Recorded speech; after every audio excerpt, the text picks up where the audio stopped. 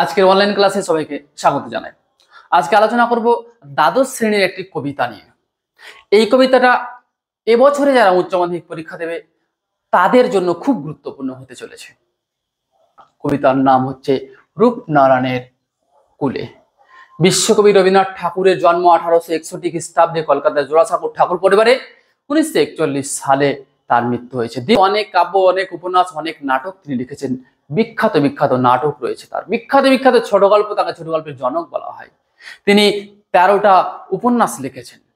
করুণা, বউ ঠাকুরনীর হাট, ঘরে বাইরে, চার অধ্যায় ইত্যাদি ইত্যাদি তার বিখ্যাত বিখ্যাত উপন্যাস রয়েছে।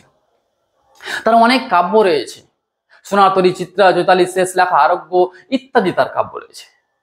যাই হোক, আমাদের আজকে আলোচ্য বিষয় এই কবিতাটা রূপনারায়ণের কুলে। কবিতাটা নেওয়া হয়েছে শেষ লেখা কাব্যগ্রন্থ থেকে। 13ই মে 1941 সালে কবিতাটা রচিত হয়েছে। তাহলে কবি কবিতাটার মাধ্যমে কি বোঝাতে চেয়েছেন, কবিতাটা আমি একবার পড়ছি। রূপনারায়ণের কুলে জেগে উঠিলাম, জানিলাম এ জগৎ স্বপ্ন নয়। রক্তের অক্ষরে দেখিলাম আপনার রূপ, চিনিলাম আপনারে আঘাতে আঘাতে, বেদনায় বেদনায়।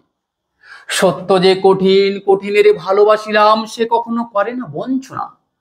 আমৃত্যুর দুঃখের তপস্যায় জীবন, সত্যের দারুণ মূল্য লাভ করিবারে, মৃত্যুতে সকল দেনা শোধ করে দিতে। কবিতাটার নাম রূপনারায়ণের কুলে। রূপনারায়ণ একটা নদীর নাম। হুগলি নদীর একটি শাখা নদী হচ্ছে রূপনারায়ণ।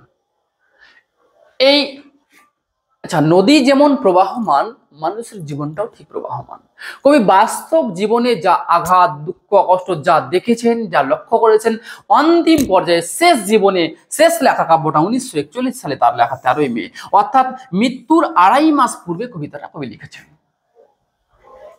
তো শেষ জীবনে যা উপলব্ধি করেছেন তারই ফসল হচ্ছে এই কবিতাটা।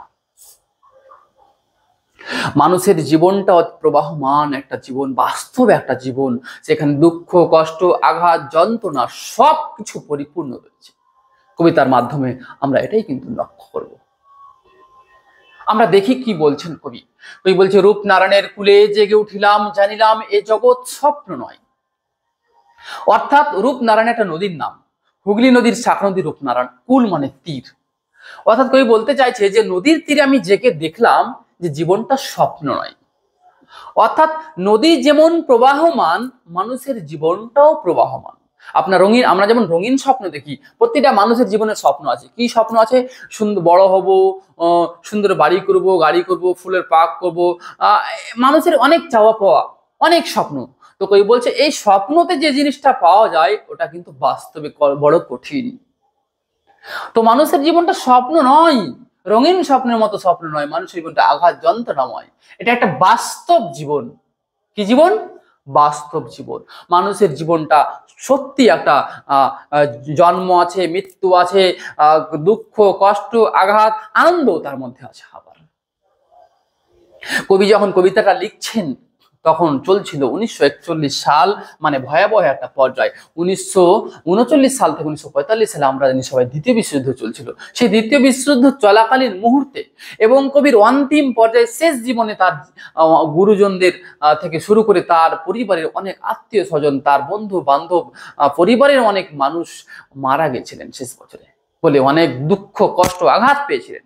এবং দ্বিতীয় বিশ্বযুদ্ধ সে চলমান মুহূর্তে অনেক মানুষ মারা যাচ্ছিলেন, অনেক মানুষ আঘাত পেয়েছিলেন, অনেক মানুষ যন্ত্রণায় বিধ্বস্ত হয়েছিলেন। তাদেরকে দেখেও কবির সমব্যথী হয়েছে। আলোচ্য কবিতায় আমরা কিন্তু তাই সেই রূপগুলোই আমরা খুঁজে পাবো। তাই কবি বলছেন যে রূপনারায়ণের কুলে জেগে উঠিলাম, জানিলাম এ জগৎ স্বপ্ন। অর্থাৎ মানুষের জীবনটা স্বপ্ন নয়, এটা একটা বাস্তব জীবন, কঠিন জীবন। রক্তের অক্ষরে দেখিলাম আপনার রূপ, চিনিলাম আপনারে আঘাতে আঘাতে, বেদনায় বেদনায়। অর্থাৎ প্রতিটা রক্তের বিন্দু কণাতে আমি দেখলাম, কি দেখলাম? নিজের রূপকে দেখলাম, নিজের চেহারাকে দেখলাম, নিজের যে বৈশিষ্ট্য, মানুষ কেমন হয় সেটা চিনতে পারলাম।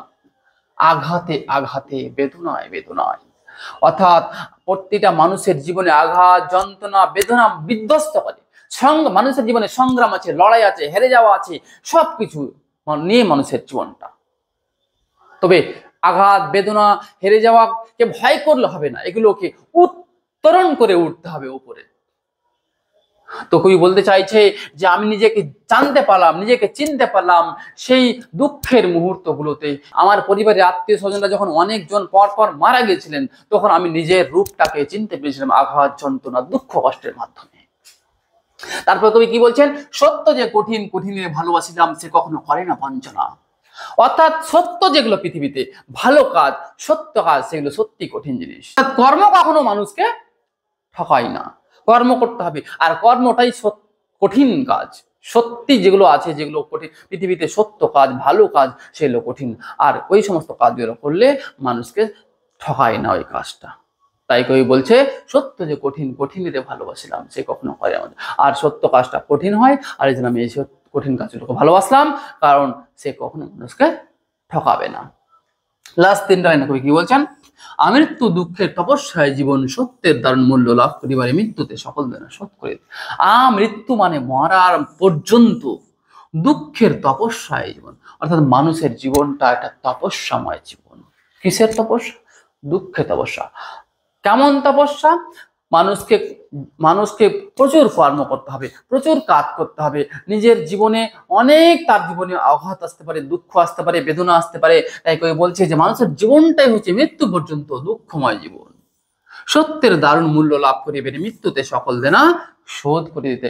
আর যখনই মানুষ মৃত্যু হয়ে যাবে, তখন তার জীবনের যা দুঃখ কষ্ট হয়েছিল সমস্ত কিছু পরিশোধ হয়ে যায়। অর্থাৎ কবিতার মাধ্যমে কবি বোঝাতে চেয়েছেন যে মানুষের জীবনটা একটা বাস্তব জীবন, সেটা কোনোদিনই স্বপ্ন নয়। মানুষের জীবনে দুঃখ আছে, কষ্ট আছে, হেরে যাওয়া আছে, এগুলো মাধ্যমে মানুষকে বেঁচে থাকতে হয়, লড়াই করতে হয়। জীবনে চলার পথে অনেক সংগ্রাম আসবে, সেগুলোকে উত্তরণ করতে হবে, লড়াই করে এগিয়ে যেতে হবে, তবেই সে আগে বাড়তে পারবে। তারপরে পৃথিবীতে যেগুলো সত্য কাজ আছে সেগুলো কঠিন, আর এই কঠিন কাজকে ভালোবাসতে হবে, কারণ সেই কাজগুলো কখনো মানুষকে ঠকায় না। আর মানুষের জীবনটা একটা দুঃখময় জীবন, তপস্যাময় জীবন। শেষ পর্যন্ত মানুষকে দুঃখ কষ্ট, শেষ জীবন পর্যন্ত মানুষকে কি করতে হবে? তপস্যা করতে হবে, তারপরেই মৃত্যুতে সমস্ত কিছু পরিশোধ হয়ে যাবে। এই পর্যন্ত আজকের ক্লাসটা। ধন্যবাদ।